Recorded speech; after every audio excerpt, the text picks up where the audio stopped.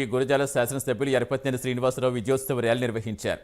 యరపతినేని శ్రీనివాసరావుతో పాటు ర్యాలీలో జంగా కృష్ణమూర్తి పాల్గొన్నారు. శ్రీ అభయాంజనేయ స్వామి దేవాలయంలో స్వామికి ప్రత్యేక పూజలు చేయించి విజయోత్సవ ర్యాలీ ప్రారంభించారు. టీడీపీ, బీజేపీ, జనసేన కార్యకర్తలు ఈ కార్యక్రమంలో వేల సంఖ్యలో పాల్గొని యరపతినేనికి ఘన స్వాగతం పలికారు.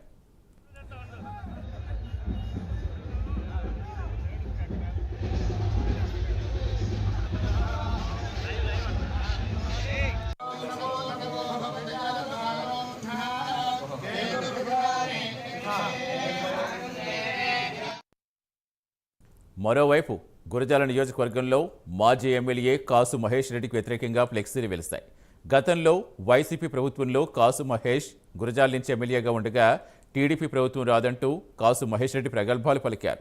గురజాల నుంచి యరపతినేని శ్రీనివాసరావు గెలిస్తే రాజకీయ సన్యాసం తీసుకుంటారని బహిరంగ సవాల్ విసిరారు. దీంతో కాసు మహేష్ రెడ్డి రాజకీయ సన్యాసం ఎప్పుడు తీసుకుంటారని బహిరంగంగా ఫ్లెక్సీలు వెలిశాయి.